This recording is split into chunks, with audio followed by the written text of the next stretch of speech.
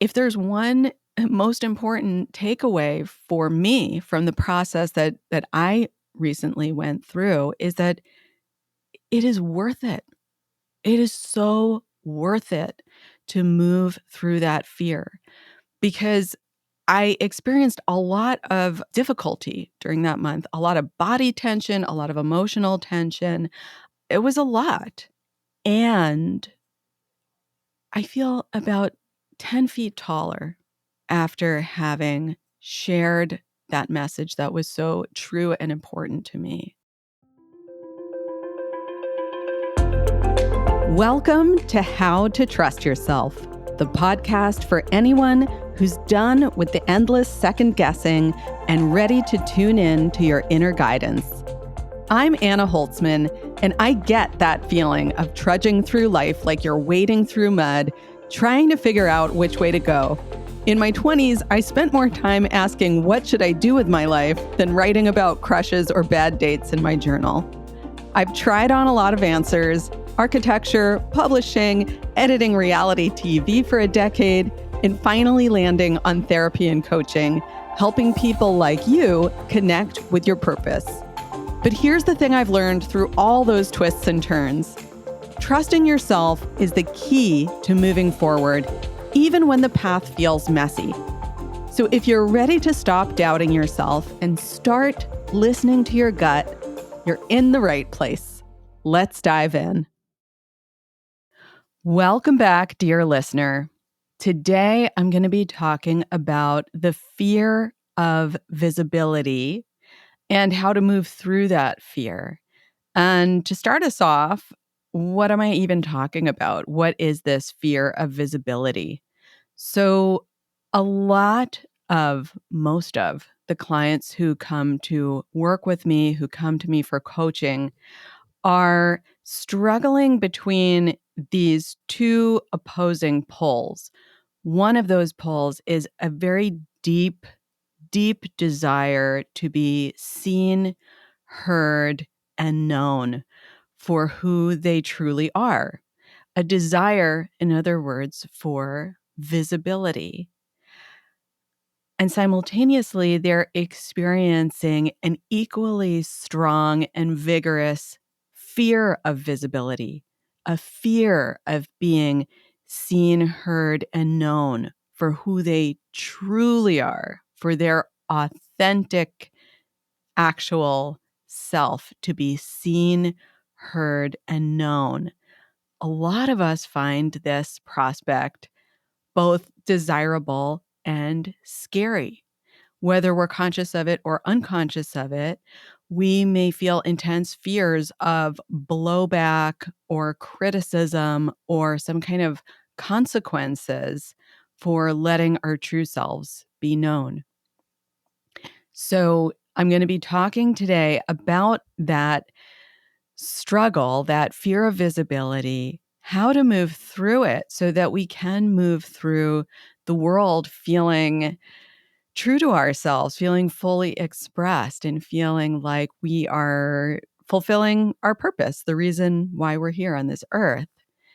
And I'm going to talk about this in the context of what I call the upward spiral framework. This is my own unique framework that I teach and work with one-on-one coaching clients on in my private one-on-one coaching program. And I am currently taking on 3 new one-on-one coaching clients. So if what I'm about to share with you in this episode speaks to you, you can go to my website, annaholtzman.com, and apply for coaching.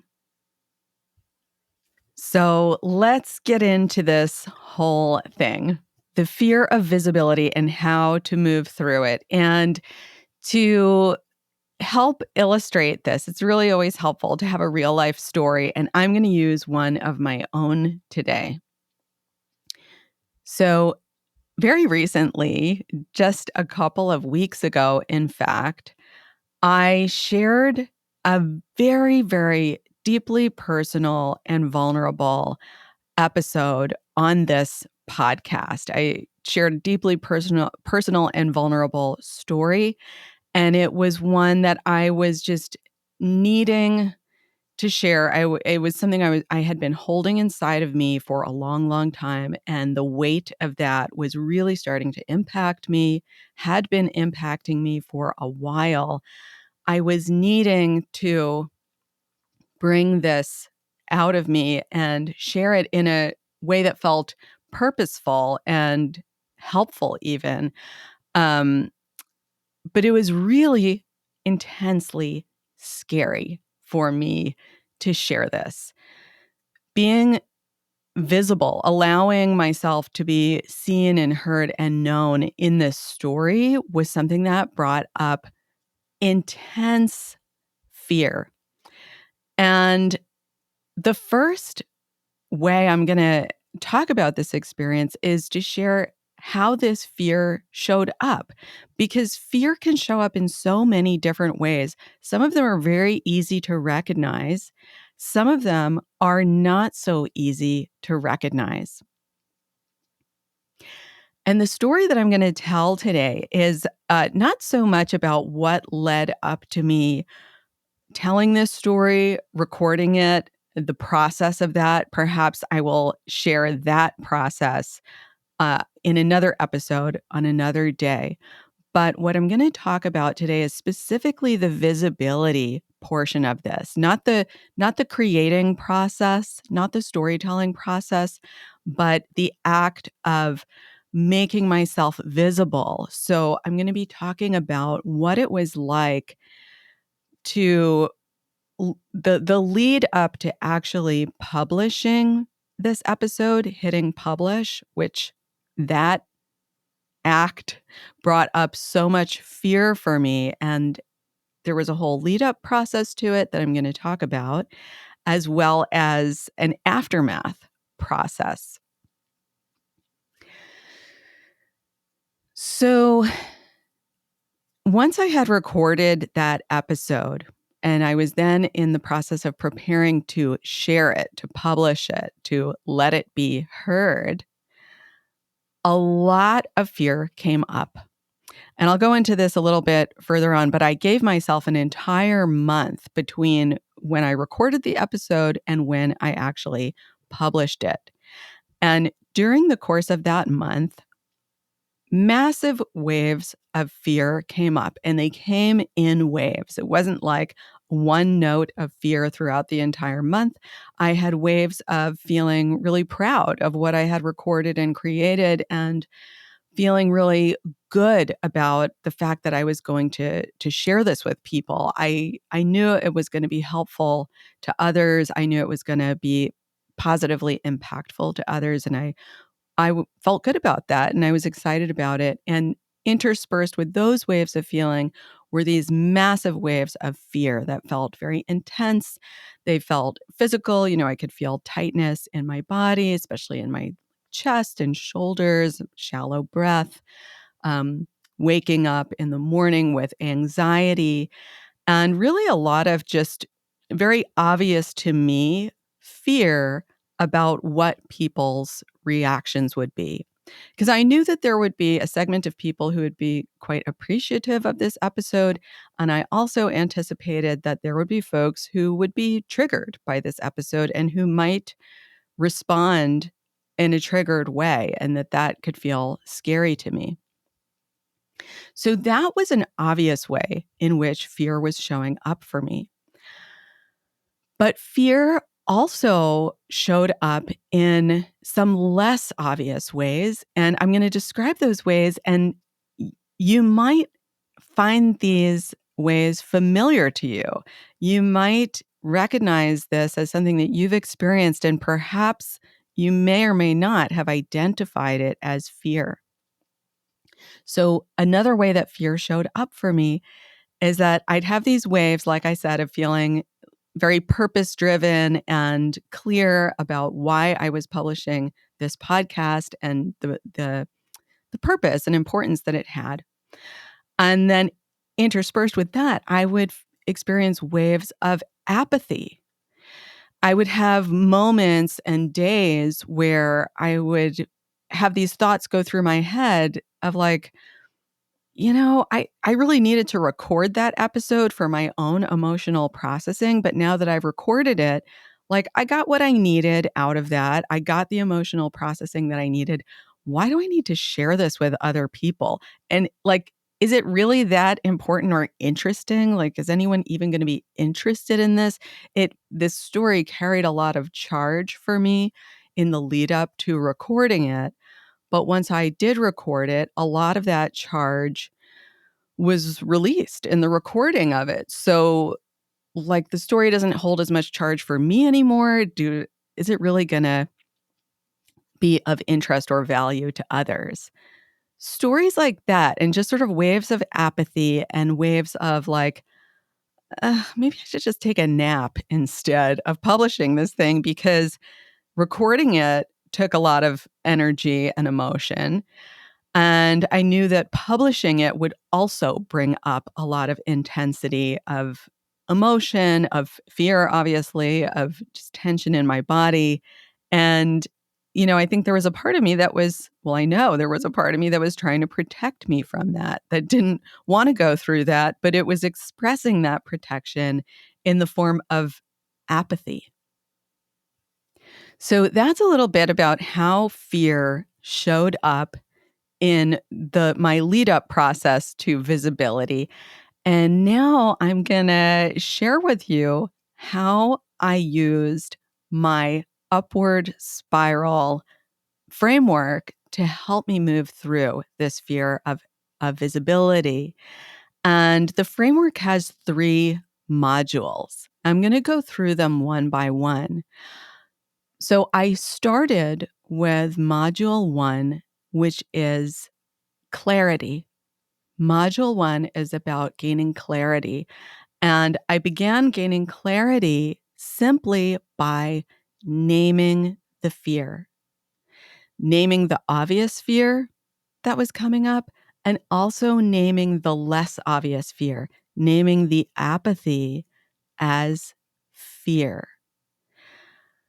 Once I named the fear, that was my cue to move into my most core tool that I use for gaining clarity and reconnecting with myself. And this is something that I call the melt through method. This is a journaling method. It's a practice that I do at the beginning of the day frequently. And when I'm going through something intense like this, I do it daily to help me come back to clarity. So, using my melt through method, I would journal every morning, and I would use that journaling as a way to have a conversation with my fear. Because once I recognized that fear was present, I knew that in order to help my fear soften so that I could come out of freeze and paralysis and actually move forward on something that was very important to me, I needed to help my fear soften. And fear is just like a person. So, to help fear soften, how do you help a person who's in fear soften? You need to acknowledge the fear. You need to connect with it, have a conversation with it, and empathize with it. And the way that I do this through the melt through method journaling is I have a conversation with my fear on the page. And I ask my fear, what are you feeling? And fear might answer something like, I'm feeling a lot of tension in the shoulders area. I'm feeling shallowness of breath. I'm feeling frightened. I'm feeling angry, or I'm feeling confused, or I'm feeling sad. And I just let it answer, stream of consciousness. And then I ask it a few more questions. What would you like me to know?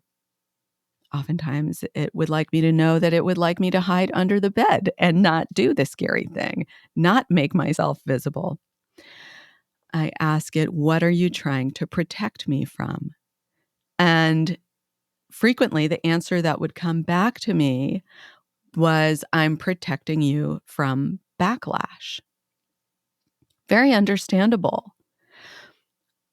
The next stage of the melt through method, and this one is really, really important. And I think it's one that not a lot of journaling methods include, as far as I know. I could be wrong about that.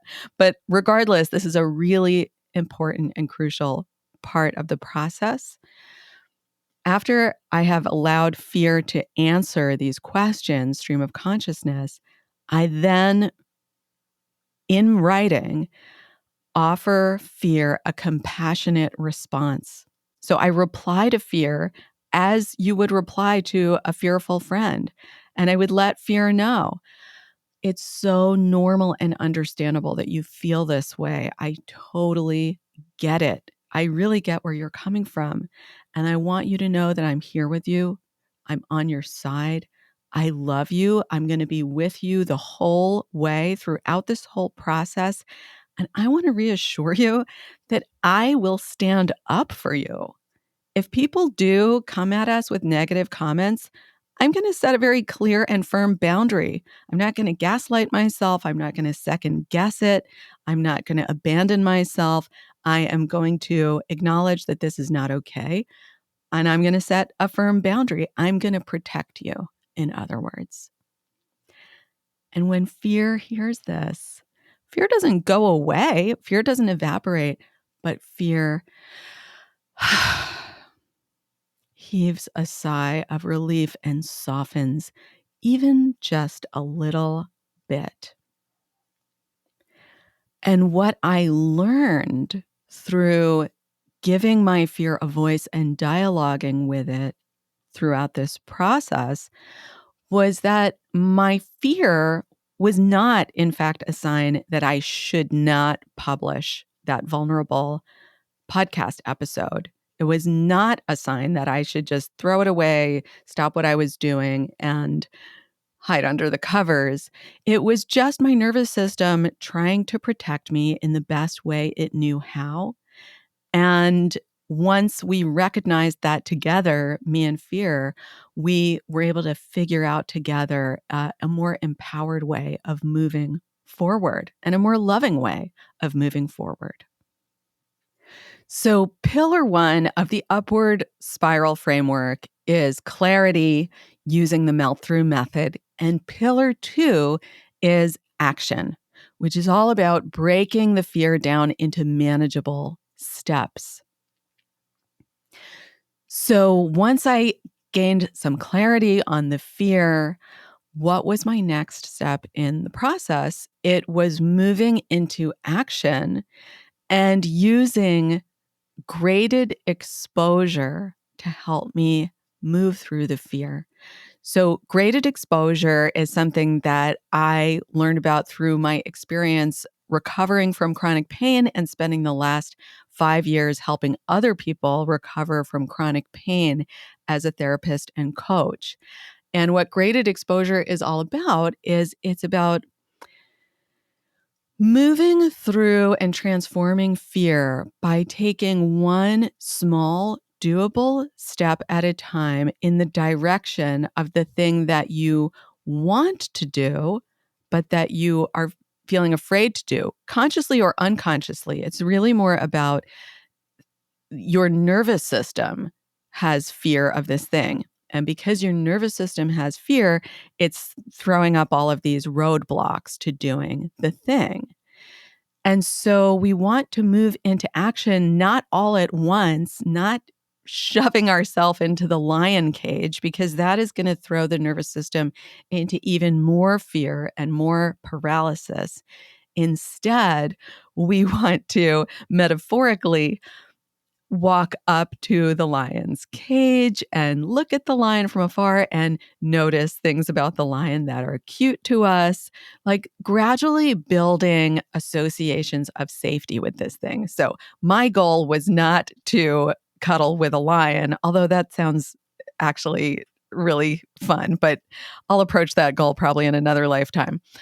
But my goal in this experience was, of course, to publish this vulnerable podcast episode.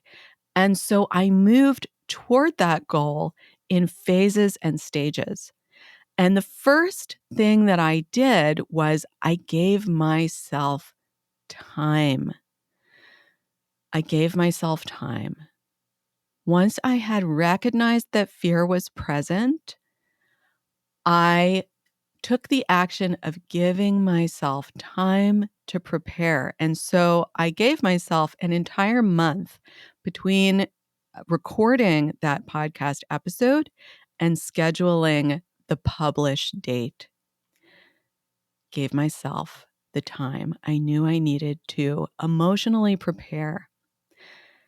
And then I engaged in graded exposure. And what that looked like for this particular process and this particular goal was telling one safe enough person, telling one trusted person at a time about the podcast episode, about what it was about, the content of it, because that was something that felt very risky to share with a broader audience.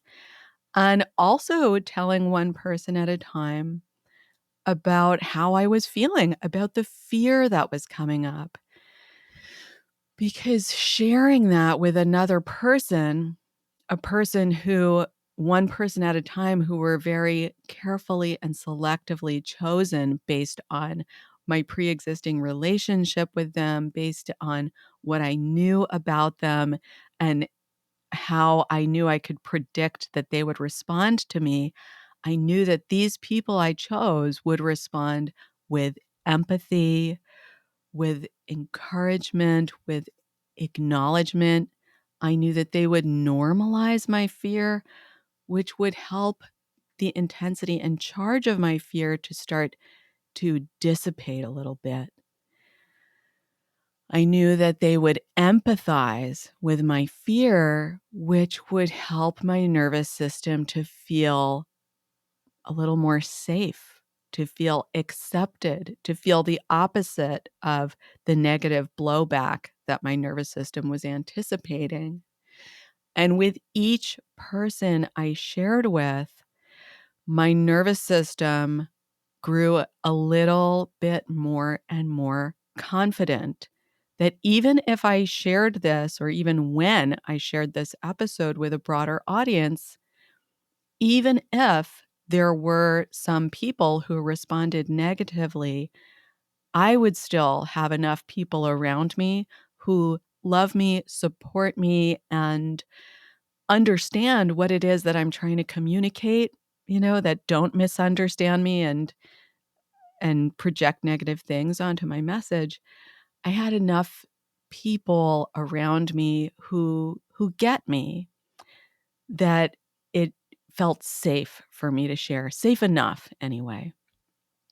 And as the week, or rather as the month leading up to publishing wore on, and as I gained a little bit more confidence person by person, I took slightly greater risks in who I shared it with. For example, and this was actually a really important part of the process. So I am currently a member of a women's business mastermind. So this is a group that is led by a coach. She's my business coach. And there are, I think, 19 other women in this cohort. And it's a really tight little group. And we really, we've grown and are growing close over the course of being in this cohort together. And I was particularly feeling nervous about what the response of that group would be to this podcast, because this is a group in which it's really important for me to feel safe with them, because it's a group that I'm using as my safe space to grow in my business. So I need to feel safe in this group. And if I didn't receive a safe response from folks in the group to my podcast, that would really interrupt the safety that I feel there. So one of the riskier feeling steps that I took as the month was wearing on, in I think it was I had 2 weeks left to put to the publish date. I reached out privately to my coach and I shared with her about it. I shared with her what this podcast episode was about. what it meant to me, why it was important to me, and also why it frightened me to share it publicly, and why I had particular fears coming up around others in the group um, hearing this episode. And that was a really important part of my process. I I love this coach, and I got, the most wonderful, supportive, helpful acknowledgement of what I was feeling. She shared similar experiences that she had gone through and what had been helpful to her along the way. She shared, just like my own journaling process, the compassionate response where I reassure myself that I'm going to stick up for myself. And she gave me that same reassurance too, that, you know, neither of us expected that there would be negativity within the group, but she knew that that's a possibility, that these things can happen. She didn't gaslight me about that. And she reassured me that if it were to happen, she would stand up for me and uh, be protective toward me. And that just really helped release a layer of fear. And again, the fear didn't go away. It was still a very charged experience when I got to that publishing day. But this was a step that helped a lot. And it encouraged me and gave me the courage to then actually, I wasn't planning to share with the cohort before publishing the podcast, but I wound up doing so. Um, and I got really beautiful support from my peers in that group. And it was just, it was a really important and helpful part of my process. So, in this stage of taking action and using graded exposure, I gave myself time. I shared with people one step at a time. And I also made use of sensory safety tools. I really, really amped up on things that help my nervous system feel safe, because my nervous system was activated by the anticipation of sharing this episode. So I doubled, tripled, and quadrupled down on activities and sensory supports that help bring feelings of safety back into my nervous system. These things are different for every person, but some of the things that work really well for me and that I used were taking lots of long walks throughout the day, decreasing my work schedule as much as was reasonably possible during that period of time so that I had more downtime, more time to take breaks, to take long walks outside, to eat food that feels nourishing and delicious to me, to eat my meals slowly, to sit in beautiful places that feel good to me and uplifting to me, to get together with friends, to hang out with my partner, just relaxing, to snuggle with my cats, but that's a given. um, I got a few massages during that period of time. I used lotions and candles that smell good to me. I took really delicious warm showers, you know, all those kind of things. I quadrupled down on them during this time. And all of these things helped my nervous system not get rid of fear. That was never the goal, and it's just not a realistic expectation when we're leading up to um, making ourselves visible in a way that feels risky. It's not realistic to expect that we will, quote unquote, get rid of the fear. What this process helped me to do was it helped slow down the fear, that energy that is fear. It helped it slow it down enough that my nervous system could handle it. So I was able to move forward one step at a time, even though I was feeling fear. And one more little note about this. Folks often ask me, like, what was the formula that I used to determine the steps of graded exposure, for example, or which soothing activities I would do when. And I'll just share what works for me. Having a prescription or a formula does not work for me because the goal is to help my nervous system feel safe. And me personally, some people feel safer if they have a prescribed plan. But for me, my nervous system feels safer when I'm checking in with it and catering to it like you would cater to a loved one. Checking in with myself and asking, like, what do you need right now? Not this is what I want you to do or what you have to do right now, but what do you need right now? And then I would just follow my intuition. But my intuition was guided by the clarity, module 1 of the framework, guided by the clarity that I had established by acknowledging that fear was present and then setting the intention to make space for and lovingly meet that fear. So, pillar 1 in the upward spiral framework is clarity, pillar 2 is action, and pillar 3 is modulation. And I kind of jumped the gun and have described this already in a way. Modulation is about staying attuned to your nervous system. So, this is about using those tools that bring in the nervous system safety. And I think about pillar 1 and 3 as kind of bookends. Like, pillar 1, clarity, is about having a proactive practice that invites us to come home to ourselves at the beginning of each day. It invites us to anchor in with ourselves, to connect with ourselves, and just have this touch point with ourselves. Whereas pillar 3, modulation, is not as much of a proactive practice. It's more of a responsive practice. It's when we're going through the rest of our day and then at some point we feel triggered, or let's be real, at like a million, thousand, gazillion points in the day, we feel triggered.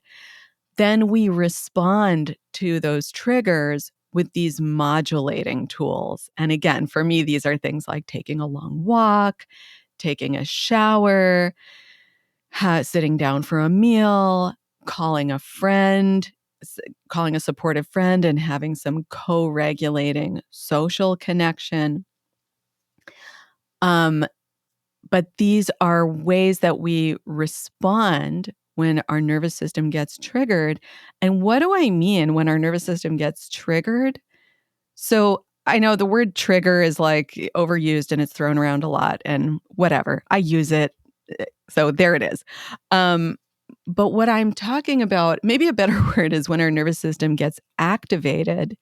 And so there are those very obvious signals that our nervous system is activated, like you get a migraine headache or a panic attack or just like a wave of fatigue so strong that you can't keep moving forward.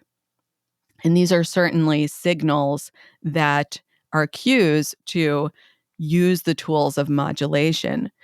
Pull from your menu of regulating activities. And I teach clients to develop a menu so that you have a list to go to when you're in one of these states, because it's very hard to think of it when you're in the state.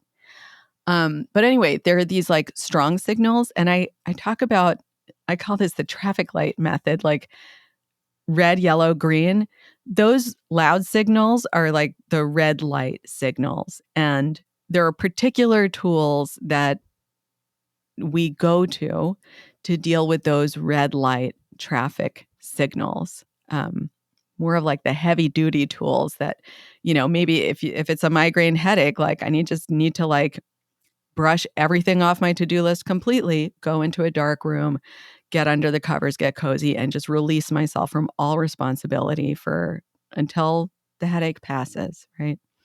That was something that I dealt with years ago. And through getting more and more in the practice of using these tools at the earlier signals, at the yellow lights instead of waiting for the red.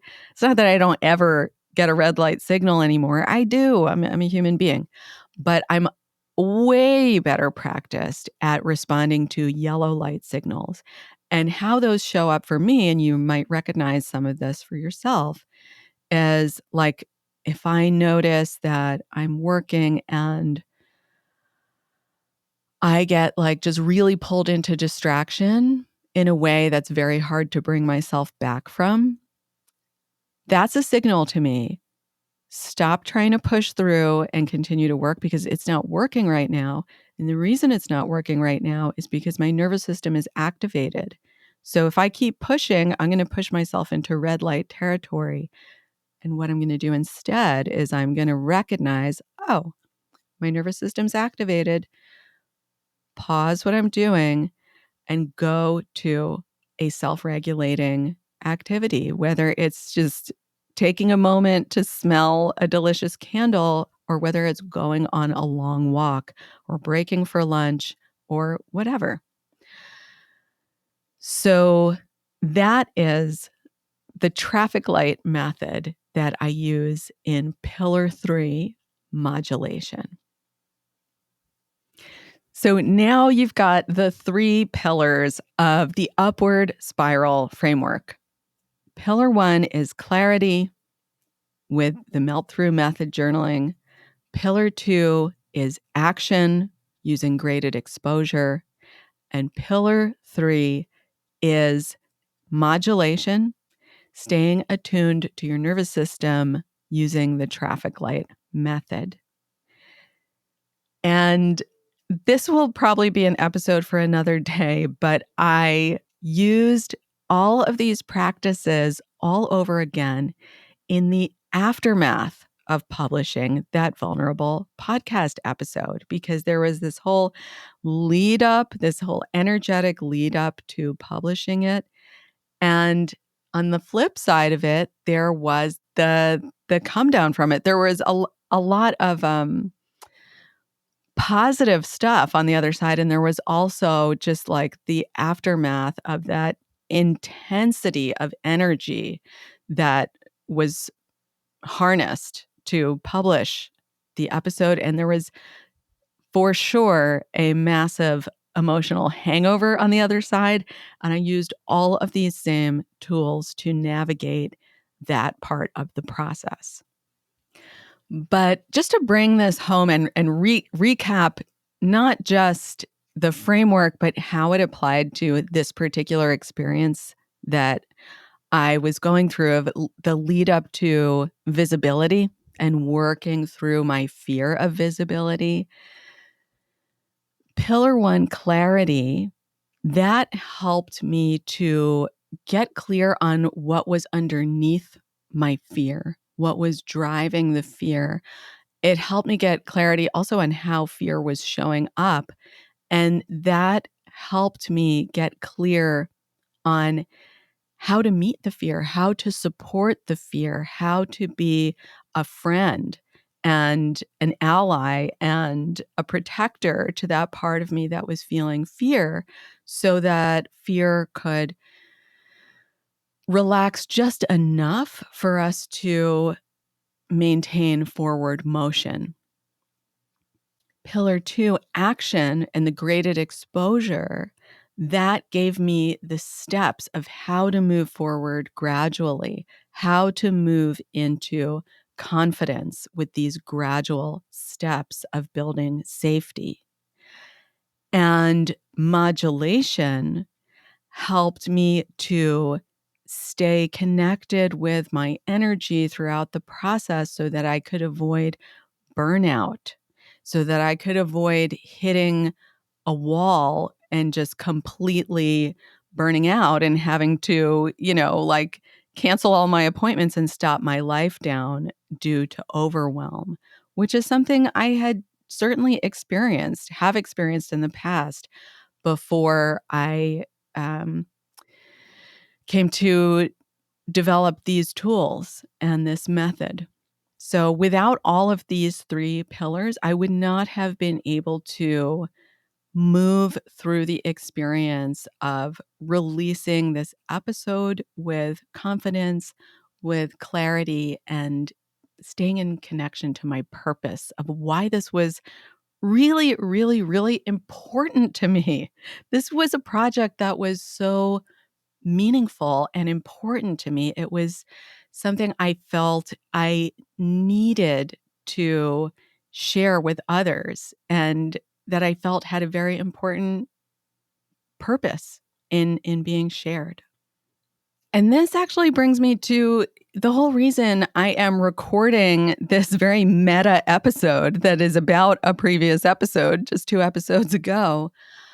I'm recording it because I'm recording it for you, dear listener, because I know that so many of you have a story that you want to share, whether it's a podcast episode or a book or a poem or something that might be more classically recognized as a story, or whether it is a business that you want to start that has a real importance and a mission and a purpose for you, whether it is just a new expression of the work that you're already doing that feels more aligned and authentic to you and that feels important to you, whether it is just simply showing up in your life, in the world as a person in a way that feels like it is an expression of what's most important to you.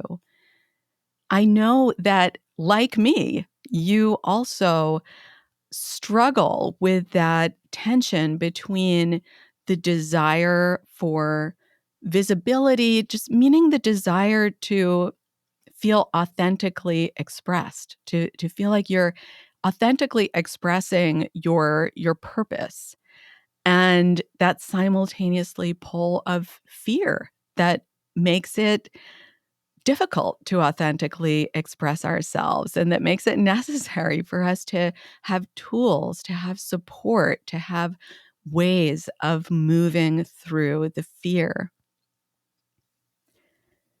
And if there's one most important takeaway for me from the process that I recently went through is that it is worth it.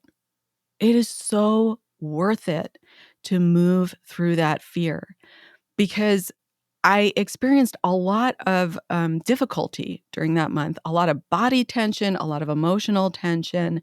Um, it was it was a lot, and it was even a lot on the other side of publishing. And I feel about 10 feet taller after having shared that message that was so true and important to me. I feel 10 feet taller. I feel like I could walk through whatever the next thing is that I want or feel I need to walk through in the world. And I got so many beautiful, just like incredibly moving messages from other people who also felt taller after listening to my episode. And that just, I feel so emotional, just thinking about it. It's something that can't be put into words because it's a feeling.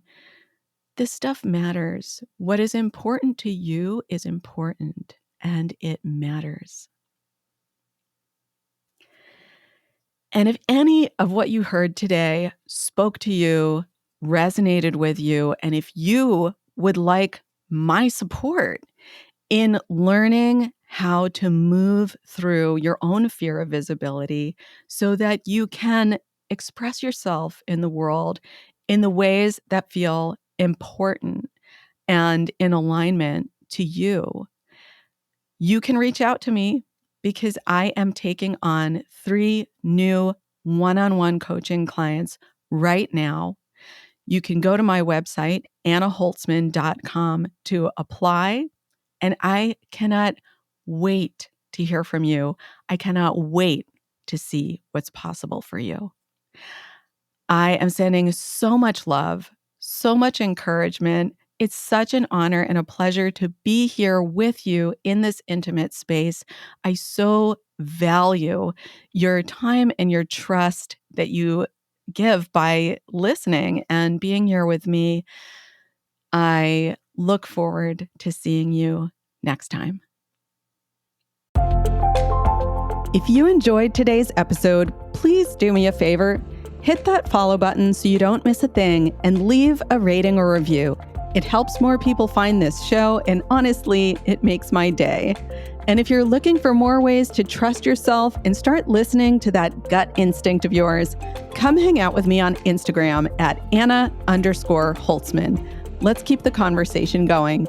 Thanks so much for listening, and until next time, trust yourself. You've got this.